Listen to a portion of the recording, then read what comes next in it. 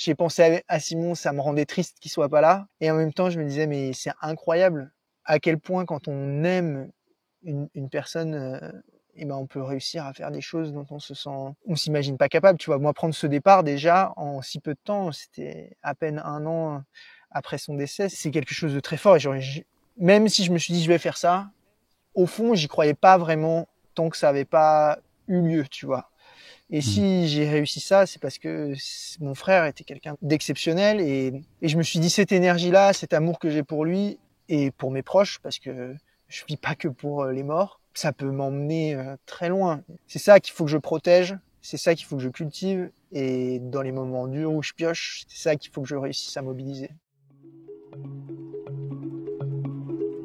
Bonjour à tous, je suis Guillaume Lalu et je suis ravi de vous retrouver dans ce nouvel épisode de Course Épique. Course Épique, c'est le podcast Running et Trail qui vous fait vivre dans chaque épisode une histoire de course hors du commun. Athlète émérite, coureur confirmé ou anonyme passionné, quand la légende d'une course et la destinée d'un coureur se rencontrent, c'est dans Course Épique qu'elle se raconte. Course Épique, c'est un nouvel épisode chaque mercredi, mais c'est également chaque lundi matin un extrait de l'épisode à venir pour bien démarrer la semaine ensemble. Nous avons donc rendez-vous 2 fois par semaine. Et si vous souhaitez suivre notre actualité au jour le jour ou découvrir les coulisses du podcast, je vous donne rendez-vous sur notre compte Instagram courseepique.podcast. Salut Louis, je suis très heureux de te retrouver aujourd'hui. Salut Guillaume, et ben moi aussi. Louis, on avait échangé il y a 4 mois de cela, c'était l'épisode 164 de Course Épique. Tu étais alors en pleine phase de préparation de ton projet Courir pour toi et tu sortais tout juste d'un sacré premier gros morceau qui était un Paris-Londres en courant. Ça nous rajeunit pas, ça doit te paraître super loin, non, ce moment-là? Ouais, c'est exactement ce que j'étais en train de me dire. Ça me paraît hyper loin et en même temps très très proche, parce que je me souviens très bien de cet épisode et de l'échange qu'on avait. Ça me paraît frais, donc c'est un peu fou tout ce qui s'est déjà passé depuis. Ouais, tu vas nous raconter tout ça, c'est l'occasion de faire le point. Pour les auditeurs qui ne l'ont pas fait, donc je les invite à plonger dans cet épisode pour comprendre plus en détail la genèse de ton projet Courir pour toi. Une chose est sûre, je garde un souvenir très cher de cet échange qu'on avait eu et je t'avais à l'époque proposé de faire un petit point d'étape au cœur de l'été pour savoir comment se passait ton Tour de France. Et ben voilà, ça y est, on y est. Et je m'en réjouis, je te le disais juste avant qu'on allume le micro, c'est un grand plaisir. C'est partagé. Mon cher Louis, est-ce que tu peux nous dire où tu es aujourd'hui et nous dire au combienième jour de ton Tour de France tu es? Eh ben, aujourd'hui, c'était le 25e. Je viens de terminer il y a à peine 1 heure. Je suis à Riance. J'ai bien prononcé cette fois, parce que des fois, j'oublie le S. Et tu sais, dans les Alpes, tu dis pas la fin tu crois? Oui, parce que ma copine Agathe est de Provence et j'arrêtais pas de dire Riant, tu vois. Elle me dit, c'est Riance. Et voilà, bon, bref. Donc, je suis à Riance, au cœur de la Provence. J'attaque le deuxième gros bloc de ce... Voilà, c'est ça. J'attaque le deuxième gros bloc de mon Tour de France en courant, là, après la traversée des Alpes. Voilà, j'attaque la partie méditerranéenne. Et puis après, ce sera les Pyrénées, la côte ouest, puis le nord, les Vosges, la Bourgogne et le retour à la maison avant Noël, si tout se passe bien. C'est comme si c'était fait. On en parlera tout à l'heure, mais je pense que le fait symboliquement de clore un chapitre comme les Alpes et d'en ouvrir un autre comme la Provence, ça doit être aussi des beaux marqueurs pour toi sur l'avancée de ton projet et sur sa concrétisation. Ouais, c'est clair. Alors Louis, tu connais le podcast, on démarre souvent par un petit moment éphéméride. Aujourd'hui, on est le 21 juillet, c'est une date qui est importante dans l'histoire du monde puisqu'il y a 56 ans, à 3h56 du matin, heure française, Neil Armstrong devenait le premier homme à poser le pied sur la Lune lors de la mission Apollo 11, prononçant la célèbre phrase « C'est un petit pas pour l'homme, un bond de géant pour l'humanité ». Alors moi, je pensais que c'était un grand pas pour l'humanité, mais c'est un bond de géant. C'est comme ça, en tout cas, que ça se traduit. Et toi, de quelle grande première pour l'humanité est-ce que tu aurais aimé être l'acteur? Alors, j'ai 4 choix à te proposer. Tu peux sortir de ces choix-là, mais c'était en tout cas pour un peu t'orienter. La découverte de l'Amérique, comme Christophe Colomb en 1492. La première ascension de l'Everest. Okay. Première ascension de l'Everest en 53, avec Edmund Hillary et Tenzing Norgay. La participation aux premiers Jeux Olympiques de l'histoire en moins 776 ou la réalisation de la première transplantation cardiaque. Amérique, Everest, JO, transplantation cardiaque. Quelle première t'aurais aimé réaliser? La dernière, sans problème, je pense. Ok. La première, surtout pas, parce que je sais que Christophe Colomb était un tyran affreux, que ça s'est très mal passé, il y en a très peu qui sont rentrés, et toutes ces expéditions après étaient très difficiles. La seconde, je trouve qu'elle est belle, parce que c'était Tenzing Norgay et Edmund Hillary, ces deux cultures qui arrivent à régler un des grands problèmes de l'alpinisme, mais c'est la fin de la légende, c'est la fin de voilà, d'une histoire et d'un mythe. Et quand on voit ce qu'est l'Everest aujourd'hui et ce à quoi ça a ouvert, ça peut, tu vois, un peu créer de frustration. Les Jeux Olympiques, pareil, je sais pas trop l'époque comment ça s'est passé et tout, donc je prendrai pas le risque. Et et puis la première transplantation cardiaque, avec l'impact humain ouais. que ça a, je trouve ça très beau. C'était quand d'ailleurs? C'était en 67 et c'est en Afrique du Ok, Sud, figure-toi. super. Ouais. Celle-là, Le sans patient a problème. pas survécu très longtemps, mais il a quand même survécu 18 jours à l'opération. C'est déjà une première avancée pour l'époque et la médecine a fait plein de progrès depuis et c'est tant mieux. Merci Ok. beaucoup, Louis. Je vais quand même te demander un exercice que tu as déjà fait un certain nombre de fois, mais peut-être pour nos auditeurs qui connaissent pas tout à fait les contours de courir pour toi, est-ce que tu peux juste, dans les grandes lignes, nous faire un petit refresh?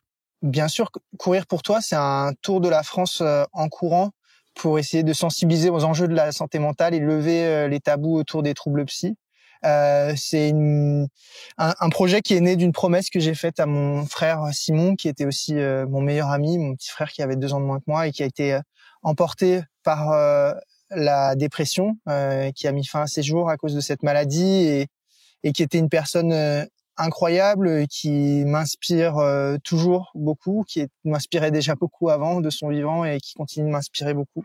Et donc je lui ai fait la promesse de faire quelque chose d'impossible pour lui. Et ce qui est sorti, c'était de faire le tour de la France en courant. Alors quand j'ai su qu'il allait nous quitter, je me suis dit que tenir cette promesse, c'était le meilleur moyen de continuer son combat. Et c'était il nous a quittés en mai 2024 et j'ai commencé l'entraînement en juin 2024. Pendant 1 an, je me suis préparé avec l'aide de toute une équipe sur la partie préparation physique et mentale avec Nicolas, mon coach, Camille, ma préparatrice mentale, Pierre, mon ostéo, Léa, ma nutritionniste, mais aussi toute une partie communication. Donc, on est 15 à travailler sur ce projet-là. Et on travaille aussi sur un film en parallèle sur cette aventure. Et donc ce tour de la France en courant, c'est surtout une aventure collective.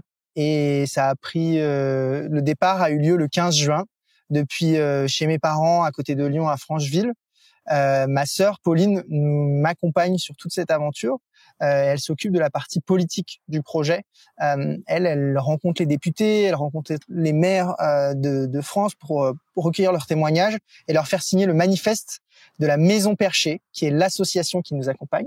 Et donc ce manifeste, il fait un état des lieux de la psychiatrie en France, il propose des pistes de solutions, et derrière, elle va pouvoir le porter auprès des institutions à l'échelle nationale et essayer d'espérer qu'il y ait des changements sur ce plan-là. Et donc c'est vraiment mon binôme dans cette aventure. Et donc la Maison Perchée, c'est l'association qui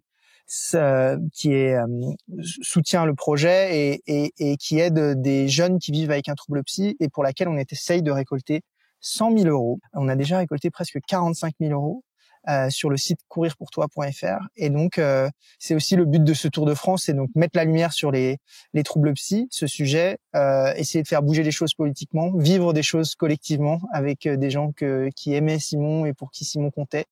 Et puis avoir un impact très concret avec cette levée de fonds pour la Maison Perchée. Voilà, dans les quelques lignes. Incroyable, toutes ces transitions, c'est d'une fluidité, c'est stupéfiant. Ouais, j'ai eu le temps de roder mon discours, tu vois, depuis notre premier échange. Exactement ça. Ça se sent, c'est très fluide. Il y a 3000 signatures, hein, c'est ça, la dernière fois que j'ai entendu ta sœur en parler, il y avait 3000 signatures, c'est ça? Ouais, exactement.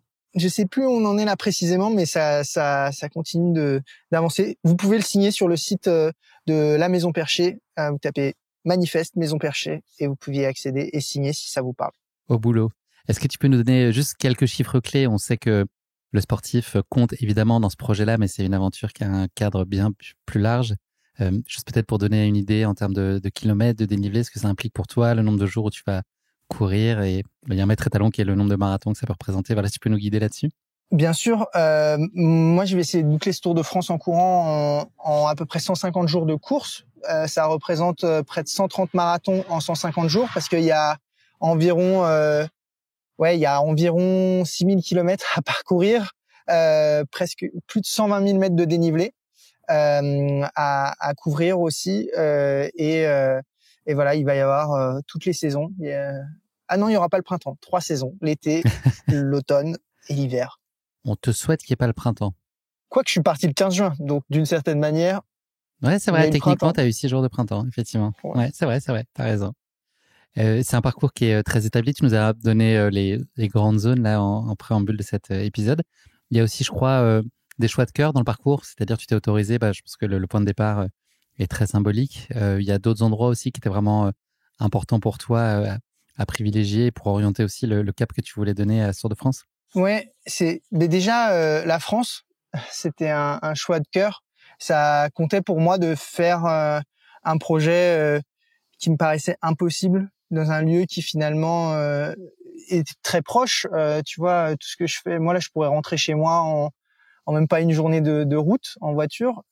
Et donc, ça me tenait à cœur d'aller dans un lieu dont j'étais déjà intime, pour lequel j'avais une attache, j'avais une forme de légitimité aussi culturelle à parcourir ces chemins-là et pas être dans ce rapport parfois de domination avec l'espace dans lequel on réalise une aventure, comme peuvent l'être parfois les explorateurs. Tu vois, moi je me vois pas trop comme ça.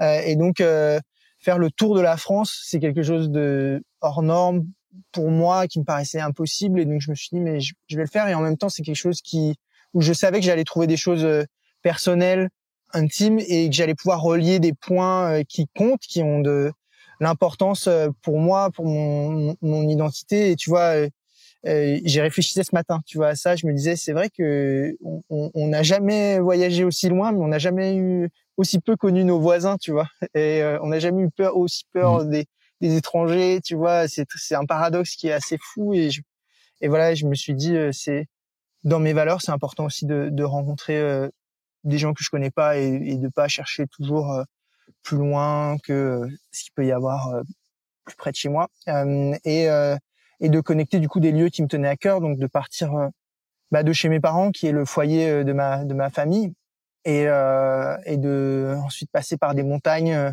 par lesquelles j'ai des très beaux souvenirs. J'ai eu la chance d'aller beaucoup en montagne depuis petit, et puis de vivre des moments différents à travers ces montagnes.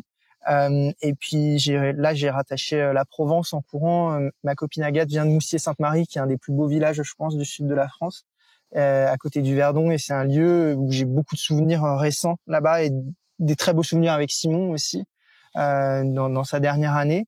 Et puis là, je vais prendre la direction des Pyrénées. Je connais moins la partie, tu vois, là je vais arriver en Camargue. Pour moi, c'est vraiment les moustiques bon, les beaux couchers de soleil, le monde là, en plus on est en juillet, donc je crains un peu ce monde, mais ça va être intéressant aussi de vivre cette période à cet endroit et de la traverser en courant, et puis après rejoindre les Pyrénées, qui va être un lieu pareil qui compte, la Bretagne, pareil, j'ai beaucoup de souvenirs, et puis les Vosges aussi, qui est un endroit où j'ai grandi en fait, à Obernai en Alsace, et donc c'est aussi un lieu pour lequel j'ai hâte, que je vais être heureux de traverser. J'ai découvert Obernai il y a 2 mois pendant une course à Alsace-Baie-UTMB. C'est très joli. Bon, tu le savais avant moi, mais très belle découverte. C'était trop bien pour grandir. J'ai grandi là-bas. C'était parfait. Là, t'avais la montagne. Bon, c'est de la moyenne montagne, hein, c'est pas très haut, mais pour apprendre à skier, tu vois, on allait au ski avec l'école et tout. C'était fou. Et puis c'était rythmé par beaucoup de fêtes. Donc quand t'es petit, t'as tout un imaginaire qui se construit autour de ça. C'était super. Bon, après, je suis content de l'avoir quitté avant l'adolescence, parce que je pense que je me serais peut-être senti un peu à l'étroit. Louis, avant qu'on plonge dans ta prépa et la fin de ta prépa en tout cas, et puis ton Tour de France à proprement parler, juste après l'échange qu'on avait eu, tu allais courir le marathon de Paris. Tu démarrais ta préparation 2 jours après, puisque tu étais en récupération de ton Paris-Londres. C'était une course qui est symbolique pour toi, puisque Simon était sur les bords de route pour t'encourager l'année qui précédait. Ça a été une réussite sportive, mais là aussi, tu as bénéficié d'un bel engouement collectif autour de toi. Est-ce que c'était aussi une façon déjà de concrétiser un petit peu le projet qui se dessinait pour la suite? C'était une façon de mesurer déjà l'élan autour de toi? Ah ouais, c'était un moment très fort, ce marathon, parce que je m'attendais pas à ça, et j'ai vraiment eu tous mes proches qui étaient là. Agathe avait réuni toute l'équipe, et à plein d'endroits, j'ai eu des vrais virages, tu vois, d'encouragement, et franchement, ça m'a boosté, ça m'a transcendé dès le kilomètre 8 quand je les ai vus. Tu vois, j'étais tellement heureux que j'ai bondi. Les gens s'étaient demandé, ils se disaient, oula, il faut se calmer, c'est que le début. Et ouais, cette course s'est très bien passée, tu vois. J'ai profité, et c'était une fête Et c'est quelque chose que j'avais beaucoup travaillé avec ma préparatrice mentale, Camille, de pas me laisser avoir par cette pression qu'il peut y avoir autour de la course, du chrono, et surtout de me recentrer sur quels étaient les vrais objectifs pour moi de cette course, qui étaient de vivre des belles émotions, de partager et de profiter de cette fête. Vraiment, voilà, faire un bon chrono et passer un sale moment, ça aurait été un échec pour moi. Donc j'ai vraiment profité de la fête à fond, et c'est ce que je retiens de plus de ce moment. Et ça a été un peu aussi une forme de répétition des émotions que j'ai vécues à ce départ. Sauf que à la fin de la journée du départ, il faut rempiler encore. Tu te dis, il va falloir rempiler comme ça pendant 6 mois. Donc t'as pas cette sensation de soulagement que tu peux avoir à la fin de ton marathon. Mais c'est vrai que j'ai vécu beaucoup d'émotions ce jour-là, et ça m'y a fait repenser le jour du départ. Est-ce que tu as gardé une des têtes géantes avec ton visage et je crois des lunettes de plongée, si j'ai bien vu, des lunettes de piscine? Ouais, exactement. C'était une photo qu'on a prise au bord de la piscine à la fin d'un trip vélo. Et j'ai gardé bien sûr cette tête détourée qui était là pour le départ. Ma mère, je crois que c'est ma mère qui porte la pancarte du marathon, qui est excellente, parce qu'on dirait que je fais très très peur, quoi. On n'a pas envie de te croiser la nuit. Pas trop. En tout cas, pas déguisé comme ça. Louis, est-ce que tu peux nous dire la suite de la préparation, et là peut-être au sens plus organisationnel? Il y a eu la prépa physique, mais j'imagine qu'ensuite, avril, mai jusqu'à la mi-juin, c'était une période hyper intense. Tu nous l'as dit, tu as une équipe étendue avec pas mal de responsabilités, un spectre hyper large à couvrir. Est-ce que tu as le souvenir d'une période qui était plutôt sereine, ou ça a été une période que tu as vécue avec quand même son lot de stress? C'est 2 mois ensuite qui t'ont mené jusqu'à la mi-juin. Plutôt stressante. Je dirais que la fin de la période un peu d'excitation et de sentiment de progression sans stress, ça s'est achevé avec le marathon. Parce qu'ensuite j'ai enchaîné avec la Desertus Bicus, qui est une course d'ultra distance à vélo, 5 jours après le marathon, et j'étais très fatigué, et même s'il y avait tous mes potes et tout, j'ai pas bien vécu cette course, et je suis tombé malade après. Et en fait après c'était genre 1 mois, le départ arrivait dans 1 mois, et donc t'as toutes les petites choses à régler, et je pense qu'il fallait partir, tu vois. C'était le moment, enfin c'était jamais prêt pour ce genre de choses, et il fallait y aller.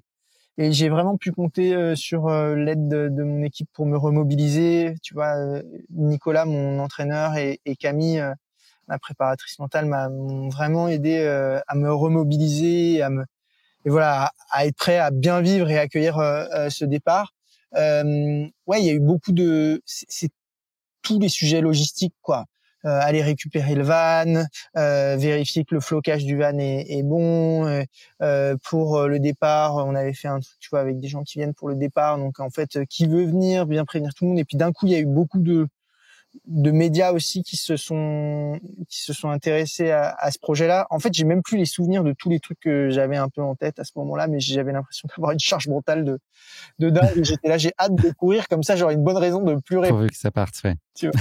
Donc non, mais ça fait partie d'un projet de ce type, et tout était bien préparé en amont pour que ce soit serein et que le départ se passe bien, et c'est exactement ce qui s'est passé, donc c'est chouette. Petite question spécifique sur la nuit qui précédait le départ. Est-ce qu'elle a été agitée, cette nuit du 14 au 15 juin? Pas la nuit qui précède le départ, celle d'avant. La nuit qui précède le départ, j'ai dormi dans le van pour me dire, comme ça, je suis déjà habitué, tu vois. Genre, j'ai déjà commencé ça. Et j'ai commencé à prendre des notes dans un petit carnet, tu vois.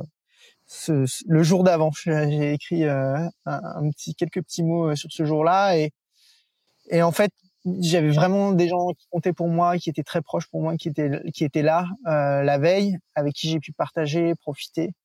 Et c'était la première fois depuis 1 an que il y avait autant de vie chez mes parents, et donc ça, c'était un moment aussi assez chouette. Et l'aventure, elle avait déjà commencé pour moi à ce moment-là.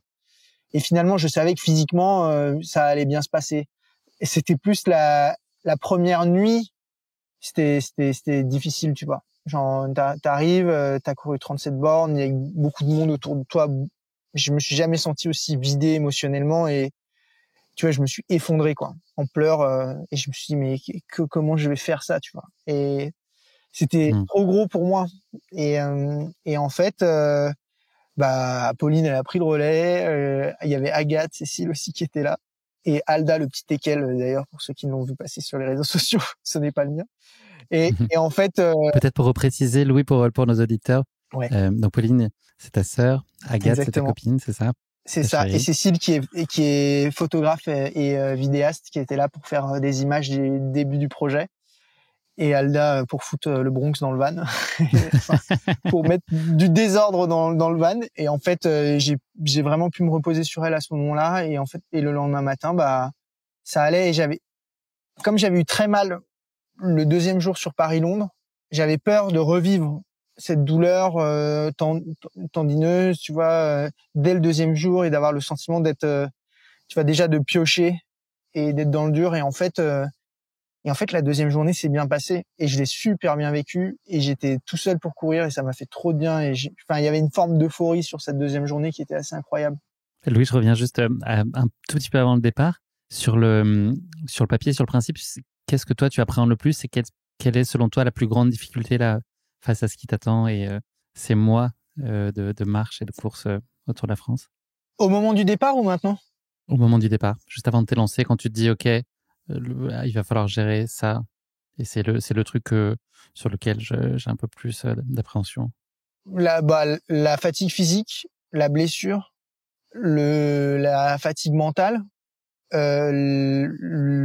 les émotions. J'avais peur aussi de ce à quoi j'allais faire face parce que tu peux pas mentir, quoi. Tu peux pas tricher quand tu cours. Soit t'avances, soit tu t'arrêtes, soit tu t'es préparé et physiquement et mentalement et ça peut passer. Et en fait, je me suis dit il y a des choses que j'ai pas pu anticiper auxquelles je vais devoir faire face et c'est ok, c'est pas grave, mais ça me faisait peur, quoi. Enfin, tout ça me faisait peur. J'avais peur aussi d'être tout seul. Autant tout seul, moi, je suis quelqu'un qui est un peu, j'ai besoin de voir plein de monde, de discuter. Là, ça me fait trop plaisir de discuter avec toi, tu vois, parce que on s'est pas eu depuis longtemps et tout, et c'est une nouvelle tête. Enfin, voilà, une nouvelle tête connue. Mais ouais, j'avais ces appréhensions-là, elles étaient très présentes. Mais je les avais anticipées, on va dire, et je savais qu'elles seraient là la veille du départ. Et en fait, tu les mets dans un tiroir et tu te dis, on ouvrira le tiroir et on les sortira une par Ça une fait quand elles partie se du chemin. présenteront. Voilà.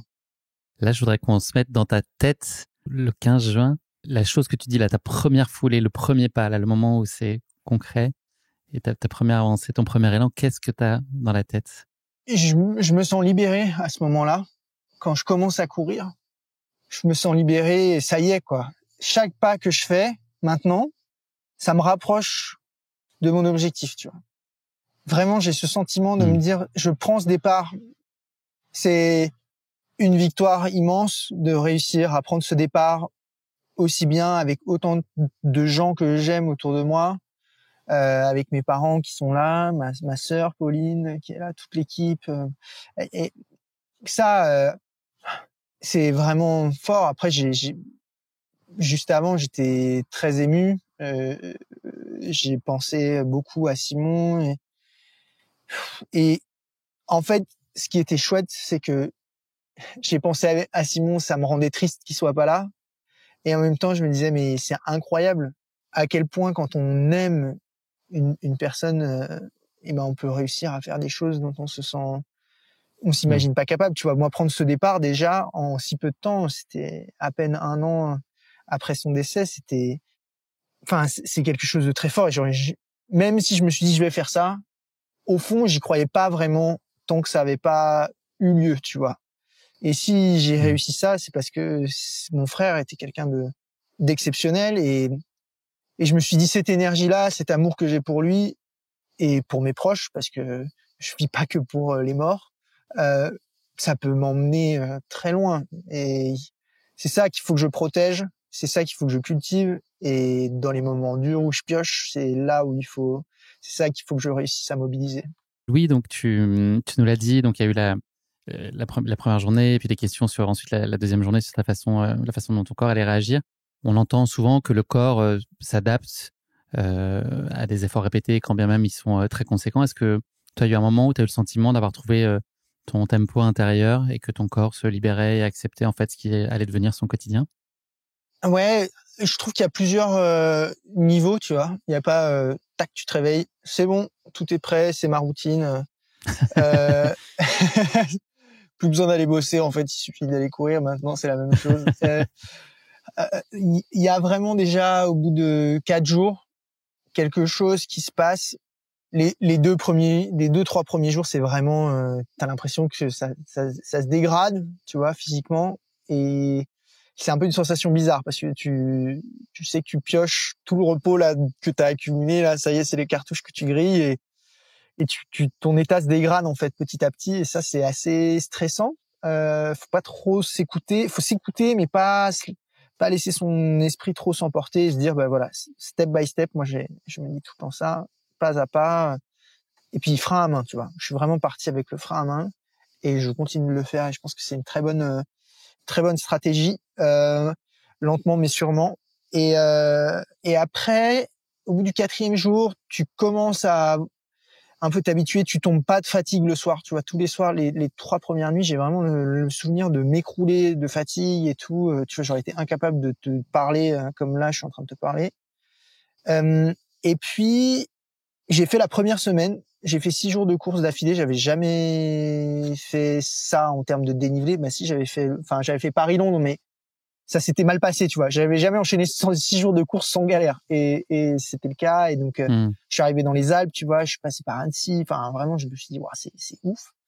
Et au bout de 15 jours, 3 semaines, il y a vraiment une forme de routine qui se met en place. Et je pense que ce qui m'a bien aidé, c'est de mettre en place des vrais temps de repos et dès le début de casser avec d'autres objectifs, tu vois. C'était pas juste courir pour avancer dans mon Tour de France. C'était d'abord courir 6 jours sans grosse douleur. Bim, coché, journée de repos. Il y avait mes parents qui avaient loué un gîte et tout avec tous leurs potes. Donc, j'étais trop bien. Après, je repars. J'arrive à Chamonix. À Chamonix, j'ai 10 jours parce que il y a le Mont Blanc que j'ai fixé comme objectif. Donc, la course à pied, ça devient un peu le truc secondaire, voire presque un peu facile. Et là, focus sur un truc complètement différent. D'autres appréhensions, d'autres peurs, tu vois, qui se mettent en place, puis d'autres sources de bonheur, de plaisir. Et puis après, repartir. Et puis là, tu vois, en 2 semaines, j'ai fini la traversée des Alpes. Et en fait, là, ça fait déjà un mois, tu vois. Et au bout de 3 semaines, enfin, vraiment, quand je suis arrivé à Montier-les-Bains, je me suis dit, voilà, là, je me sens dans bien, quoi, tu vois. Ça y est, j'ai mon rythme, j'ai ma routine, et je sens que je commence à être à l'aise. Et là, depuis que j'ai attaqué la Provence, ben finalement, il y avait un autre objectif qui était de passer 2 jours et demi à Moustier, qui est un endroit que je connais bien, du coup, près du Verdon, tu vois, avoir les Alpes derrière soi.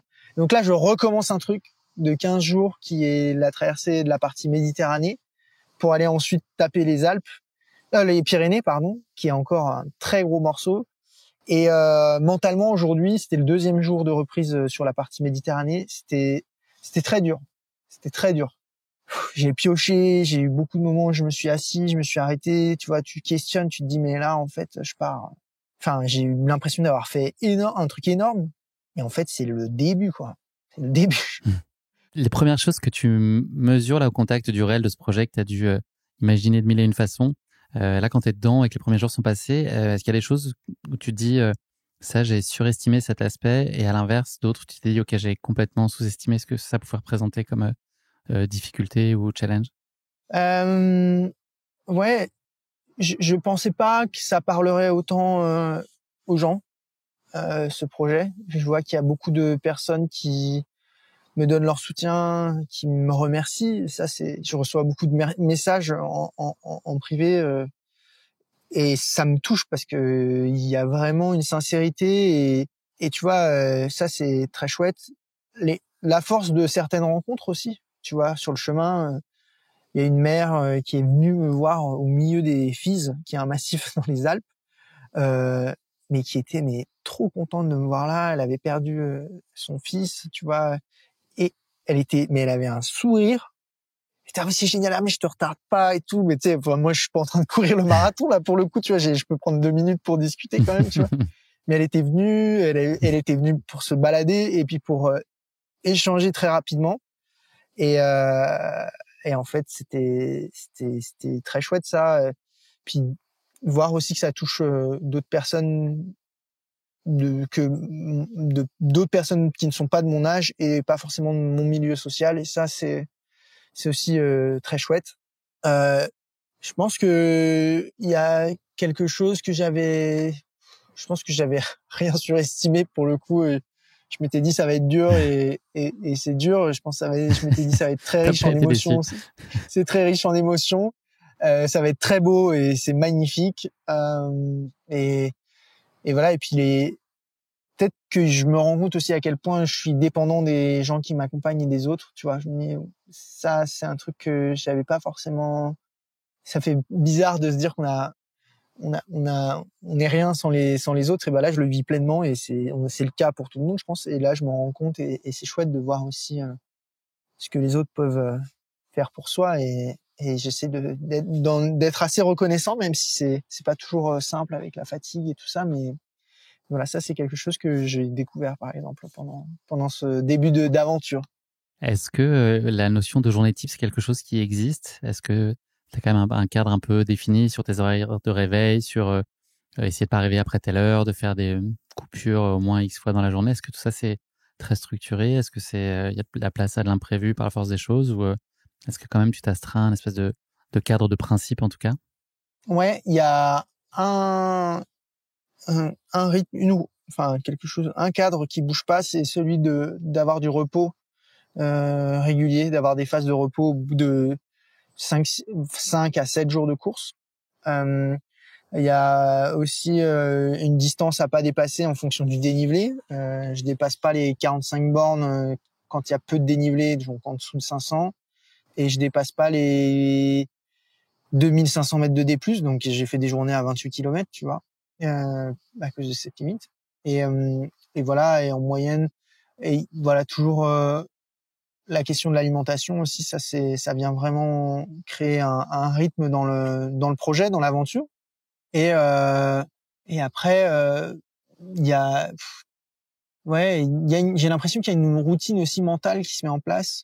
Tu vois, quand je suis dans les 10 kilomètres, je suis là, bah, allez, c'est le début, c'est le début, c'est le début. Après, du 10 au 25e, je suis là, j'avance. Et après, c'est la fin. Là, souvent, soit t'es un peu libéré, soit tu pioches.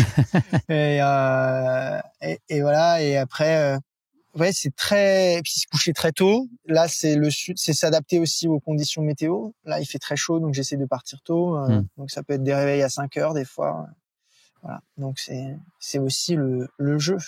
Tu l'avais expliqué un peu dans les règles du jeu avant de partir, qu'il y avait certains jours où tu aurais besoin d'être seul et que tu préviendrais. Tu vois, l'idée, c'est quand même de pouvoir te suivre et de pouvoir te rejoindre, voilà, en fonction de ses envies. Et je pense que c'est la dominante, je pense, mais de aussi toi, parfois, exprimer le fait que tu souhaites être seul ce jour-là. Est-ce que ça s'est vérifié? Puis il s'exprime comment ce besoin? Comment est-ce que tu sens cet appel de la solitude? Eh ben, je le ressens plus que prévu, tu vois, ce besoin d'être seul. Je suis bien seul quand je cours. J'écoute de la musique beaucoup, j'écoute des podcasts aussi, donc c'est Un homme assez de goût. chouette. Voilà, c'est ça, c'est toujours intéressant. J'ai écouté quelques courses épiques évidemment. C'est gentil. Là, finalement, je trouve que les sections Gump où on propose aux gens de nous retrouver sur des moments très précis où là, je sais que mentalement, je vais pouvoir donner aussi socialement. Ça fonctionne bien. Et après, il y a tu vois, je pense que une fois par semaine, finalement, 1 ou 2 fois par semaine, avoir quelqu'un qui vient, c'est génial. J'en profite à fond. Et en même temps, après, avoir 4-5 jours seul dans ma course, je trouve que c'est ce qui me correspond, ce qui me convient bien. Après, tu vois, c'est quand je te parle après, il y a des gens qui peuvent me croiser sur juste un petit bout et ça, c'est toujours très chouette et voilà. Et c'est surtout c'est de voir ce que ça apporte, tu vois, aux personnes que tu croises et tu crées un lien tout de suite très fort, en fait, avec, en courant. Et ça, c'est assez chouette. Tu nous l'as dit, dans les piliers autour de toi, il y a ta préparatrice mentale. Est-ce que tu as l'impression de beaucoup aller taper dans les clés, les ressources qu'elle a pu te donner quand justement le physique décroche, quand il y a peut-être un peu de répétition, des coups de moins bien. Tu l'as dit, tu as beaucoup souffert de la chaleur aussi. Est-ce que ça arrive régulièrement que tu ailles aller déverrouiller ces choses-là pour comprendre pourquoi tu es là, continuer et trouver l'élan nécessaire? Ouais, ouais, j'y vais souvent. Soit, tu vois, en ce moment, c'est vraiment ce truc de step by step. Tu vois, focus-toi sur, tu diviser sa journée en morceaux, essayer d'observer ce qui t'entoure. Tu vois, sentir aussi les odeurs. En ce moment, il y a des odeurs qui sont très fortes. Et vivre l'instant en me disant mais profite quoi aussi de ce moment-là. C'est assez fou d'avoir un quotidien qui est fait de juste courir quoi. C'est ça mon objectif chaque jour. Et après il y a des moments où quand c'est très dur, je vais chercher avec de l'imagerie. Tu vois donc par rapport beaucoup à mes proches.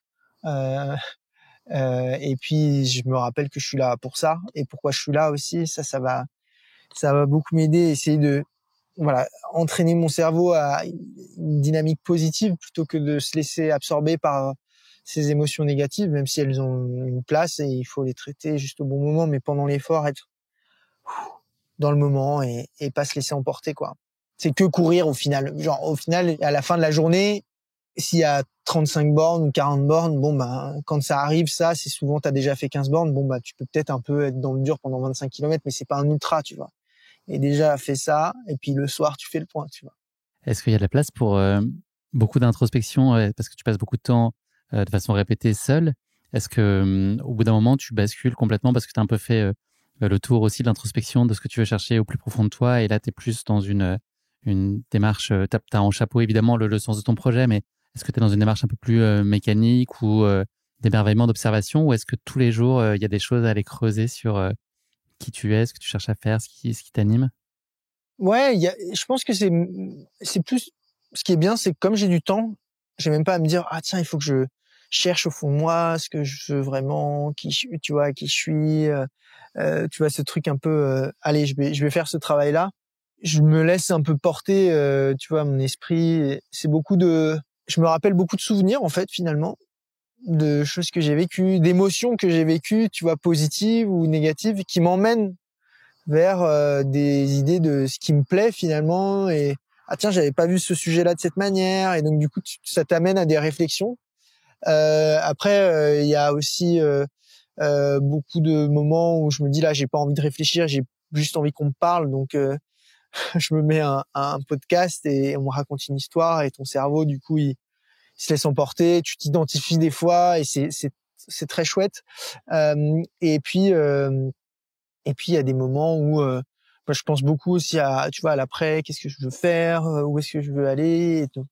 Finalement, il y a beaucoup de choses qui se passent, et des fois juste j'essaye vraiment de prendre le temps d'observer et de vivre le moment, tu vois, et de profiter du moment. Ce matin, j'étais dans les basses gorges du Verdon, c'était magnifique, il y avait une eau turquoise et je savais que c'était le plus beau moment de la journée en termes de paysage.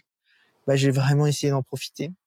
Et voilà. Et après, il y a un truc qui me prend du temps et de la charge mentale, c'est les réseaux sociaux, tu vois, de me dire, ah tiens, là, il y a ce contenu à faire, il faut qu'on refasse le récap, machin. Et donc, tu réfléchis beaucoup à ça aussi, quand même. Ça, tu trouves toujours l'énergie ou tu te fais aider? C'est une chose que tu peux déléguer aussi, là, sur cette partie communication qui est vraiment pas à négliger sur ce type de projet?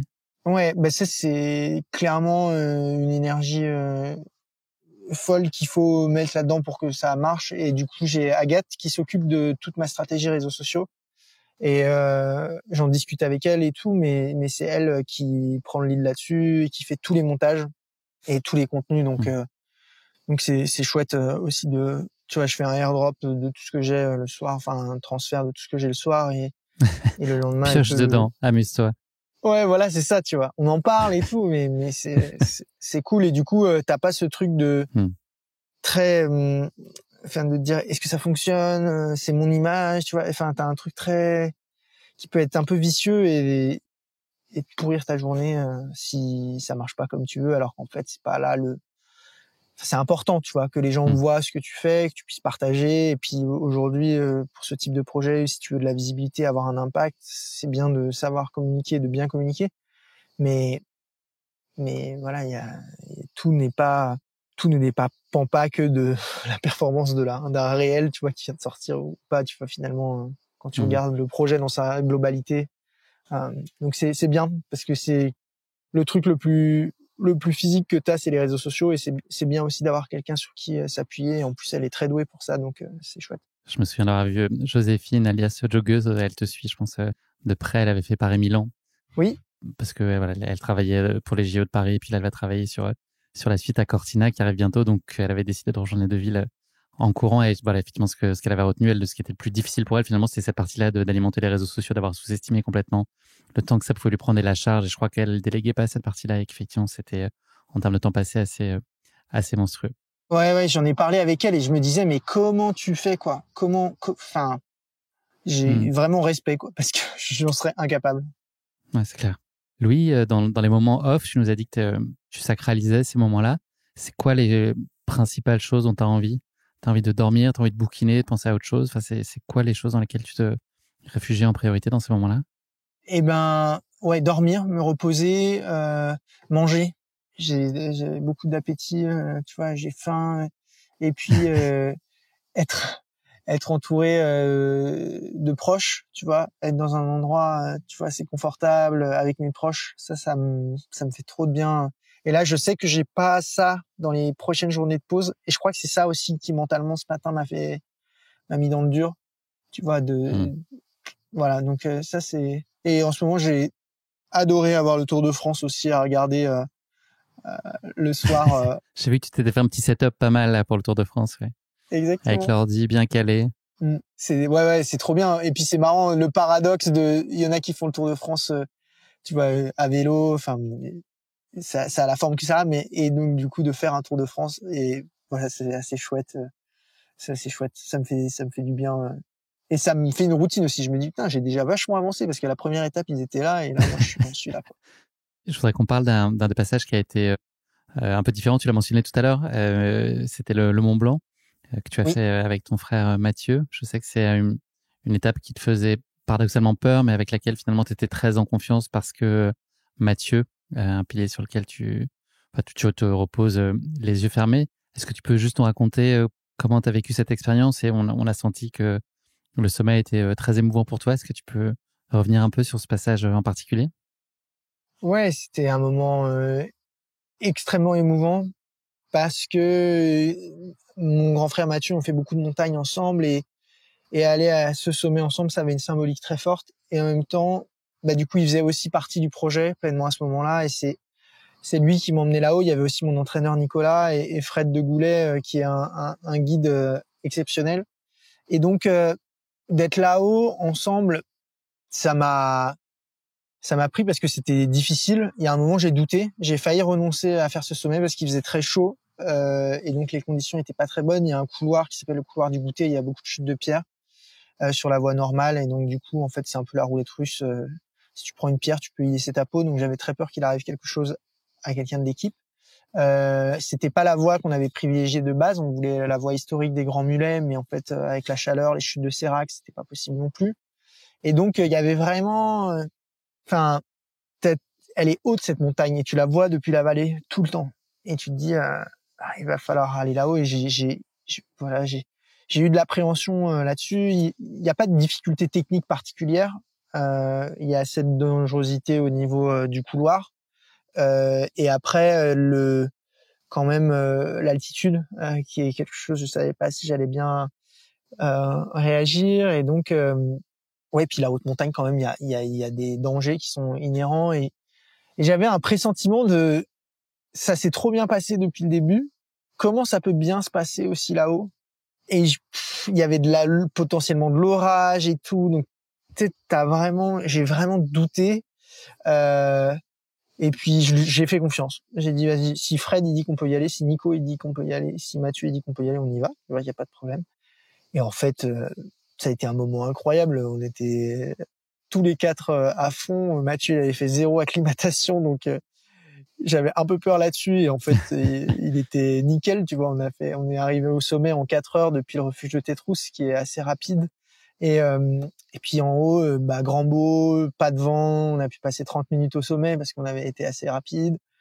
Et se dire, ça c'était un objectif auquel je pensais depuis très longtemps, et celui-là, la case est cochée, tu vois. Et ça, c'était quelque chose. C'est un peu comme le marathon, tu vois. Le marathon, c'était un objectif depuis longtemps, ça s'est très bien passé. La case a été cochée et il y a eu un sentiment de progression très fort et en même temps, ouais, un lien fraternel aussi très puissant avec Mathieu. J'étais très ému, très ému et même encore là, j'y pense avec beaucoup d'émotion parce que j'ai ressenti plein de choses différentes pendant cette période-là et arriver à ce sommet ensemble, ça a été une récompense incroyable et je pouvais pas imaginer ce que j'allais ressentir avant et ça a été bien au-delà de ce que j'espérais donc c'était fort d'être là-haut. Est-ce qu'il y a des choses de ton quotidien habituel qui te manquent, ou tu parlais d'imagerie là tout à l'heure, est-ce qu'il y a des images que tu vas chercher en particulier, de moments qui te sortent aussi un peu de tes sentiers parfois? Ouais, je pense que ce qui me manque le plus c'est d'être tous les 6, tu vois. Ça c'est des moments ensemble en famille où tout était léger, tu vois. Ça c'est des choses que je vais chercher souvent. Je me dis c'était précieux, heureusement on en a profité à fond et profite de tout ce que tu as encore et tu vois dans les moments durs du coup je vais piocher dans ce que j'ai encore là, tu vois. Et donc ça c'est tu vois ça te pousse, ça te porte et pareil ce projet, je vois qu'il apporte aussi aux gens que j'aime, à mes parents notamment, à ma sœur, Mathieu aussi et voilà. Mes parents qui à la base avaient de l'appréhension sur cette idée, sur ce projet, je vois aujourd'hui, et ils me le disent d'ailleurs, qu'ils sont très fiers et heureux que je réalise ça, et je vois que ça les aide aussi à cheminer, à se reconstruire, et tu vois, c'est trop bien, quoi. Ouais, tu vois un impact réel sur ce que tu entreprends. C'est ça. Louis, on est un peu plus d'un mois donc du départ. C'est quoi le premier bilan? Est-ce que ce que tu projetais, cette expérience, c'est la réalité fidèle à ce dont tu rêvais? Est-ce que ça t'amenait encore plus loin?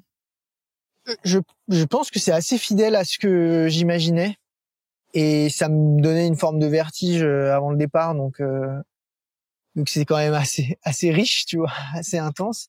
Et en même temps, je pense que il y a cette partie de la durée que j'ai pas encore, que j'avais pas complètement intégrée, et je pense que ça va.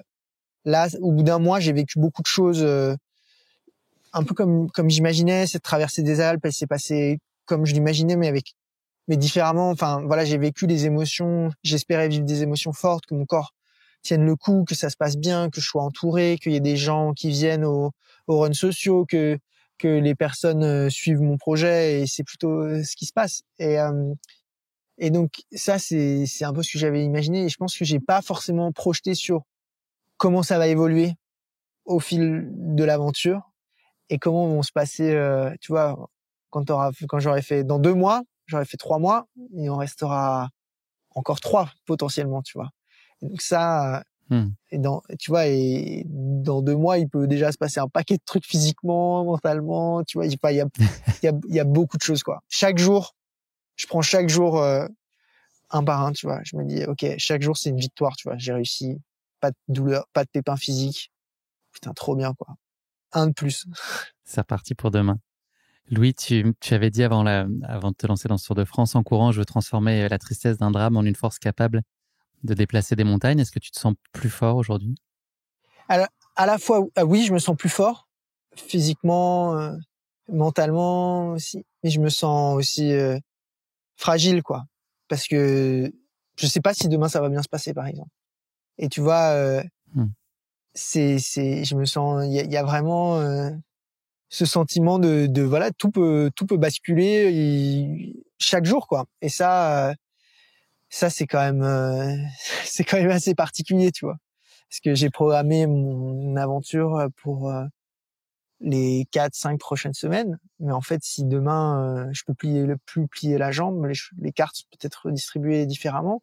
Mais par contre, j'ai jamais été aussi fort physiquement de toute ma vie. J'ai jamais été aussi près de toute ma vie. Et c'est d'ailleurs une phrase que Nico, mon entraîneur, m'a dit avant le départ. Et en termes mental, je pense aussi. Mais Mais du coup, le fait d'avoir travaillé, d'avoir creusé un peu tous ces sujets, que ce soit sur le plan mental ou physique, tu sais aussi à quel point malgré tout ce travail, tout peut un peu flancher en un rien de temps. Après, tu peux reconstruire. Et ça, il y a pas de fatalité Oui. là-dedans, tu vois. Si tu pouvais murmurer quelques mots à l'oreille de Louis, mais le Louis du 14 juin, dans son van, là, cette première nuit préparatoire avant le grand départ, qu'est-ce que tu lui dirais fort de ce que tu as vécu là depuis 35 jours? Qu'est-ce que tu as envie de lui dire? Respire, ça va, t'es prêt. Respire, t'es prêt. Et t'es là pour ça. T'es là pour ça et ça va se passer comme tu l'as envisagé, comme tu l'espères. Et les surprises font partie de l'aventure et t'es là pour ça. Alors tout à l'heure, Louis, tu m'as pas dit complètement la vérité sur ta principale appréhension parce que je sais qu'il y a quelque chose qui te faisait peur et qui te fait probablement encore peur aujourd'hui, c'est les chiens. Est-ce que tu as fait des mauvaises rencontres ou est-ce que tu as réussi à domestiquer un petit peu ta peur avec le temps si tu as eu l'occasion d'en croiser quelques-uns? Est-ce que c'est encore le même stress ou ça va mieux? J'ai fait un détour aujourd'hui de 1 kilomètre à cause d'un chien.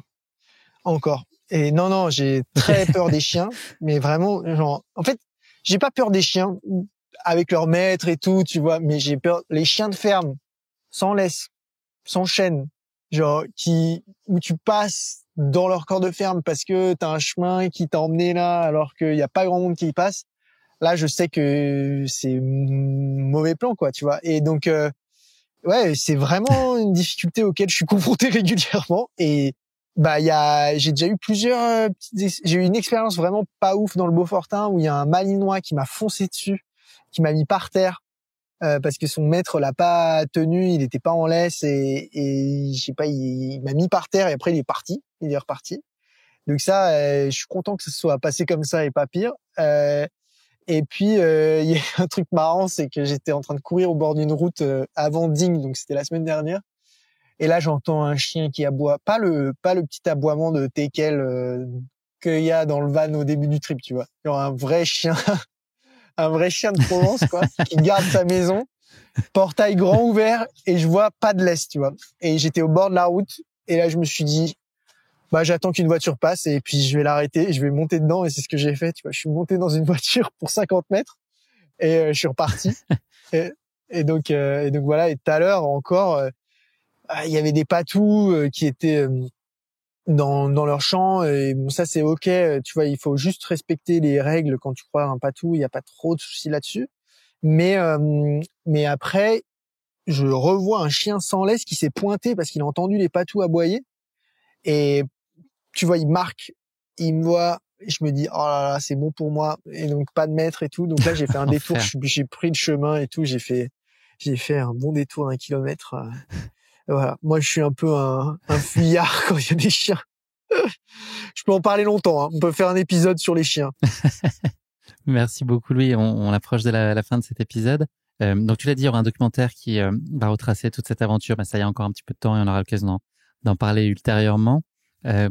Comment est-ce que nos auditeurs peuvent t'accompagner, te suivre, aider, faire des dons? On l'avait déjà évoqué la première fois, mais c'est l'occasion aussi de redire comment soutenir le projet. Il y a déjà 45 000 euros sur les 100 000 qui sont espérés. C'est l'ambition de ce projet. Est-ce que tu peux juste nous redire comment chacun peut contribuer à sa façon, à la hauteur de ce qu'il peut, ou te suivre en tout cas à minima? Eh ben, il y a plein de possibilités. La première, tu l'as dit, c'est de contribuer à la levée de dons pour la Maison Perchée sur le site Courir pour toi. Atteindre la moitié de l'objectif bientôt, ce serait trop bien. Après, l'autre chose, c'est aussi de suivre l'aventure sur les réseaux sociaux, sur Instagram, sur TikTok, sur Courir pour toi. Et puis, il y a une chose, moi, qui me tient à cœur, c'est de s'informer sur les questions de santé mentale. Vous pouvez vous renseigner sur ces sujets-là. Il y a beaucoup de ressources sur le site de la Maison Perchée, d'ailleurs, que j'invite à vraiment aller visiter. Et puis, il y a une chose toute simple qu'on peut faire, c'est aussi tendre la main à une personne qu'on sait pas forcément aller bien, et puis essayer de lui proposer de l'aide. Et si vous allez pas forcément bien, n'hésitez pas à en demander, à entamer un parcours de soins auprès d'un psychologue d'abord, ou même déjà échanger avec son médecin traitant. C'est la santé mentale, c'est la question de toutes et tous. Donc voilà, il faut la prendre à bras le corps ensemble. Et voilà, moi je cours pour ça. Merci beaucoup, Louis. On est arrivé à la fin de cet épisode. Je ne sais pas si tu te souviens, mais dans notre premier échange, on avait enregistré une time capsule. C'est un peu prématuré de la réécouter aujourd'hui, mais je trouve que c'est un super prétexte pour se donner rendez-vous dans quelques mois à l'automne pour l'écouter. C'était ta projection sur la façon dont allait se passer ce Tour de France. Donc, ce sera très chouette d'avoir tes impressions une fois que ce Tour de France sera fini et tout se passera bien d'ici là. J'en ai la certitude. Merci en tout cas et félicitations pour tout ce que tu entreprends pour mettre en lumière les troubles psy, un défi hors norme pour honorer la mémoire de ton frère Simon. Et voilà, sache qu'on n'est jamais très loin derrière. Il y a des jours qui sont peut-être plus simples que d'autres, mais moi et nous tous, on est au plus près de vous pour vous accompagner dans ce beau défi et puis toute la jolie symbolique qu'il porte. Merci pour ton soutien et ton écoute et de m'avoir donné la parole encore une fois. Avec plaisir et jamais 203, je m'en réjouis. Carrément, ça va être un bon moment encore, ce débrief.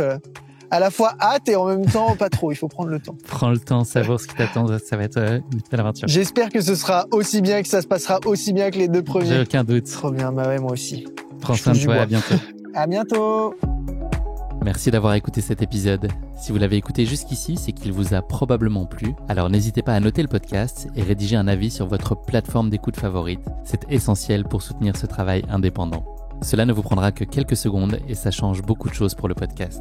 Et pour être sûr de ne manquer aucune course épique à venir, n'oubliez pas de vous abonner sur votre plateforme d'écoute. Merci encore infiniment pour votre soutien, votre fidélité et vos chaleureux messages que je lis et auxquels je réponds avec un immense plaisir. S'il vous plaît, continuez. À très bientôt pour une nouvelle course épique, évidemment. Et si vous voulez vibrer d'ici là avec des aventures hors du commun, courez écouter dès maintenant le podcast Aventure épique, le petit cousin de Course épique.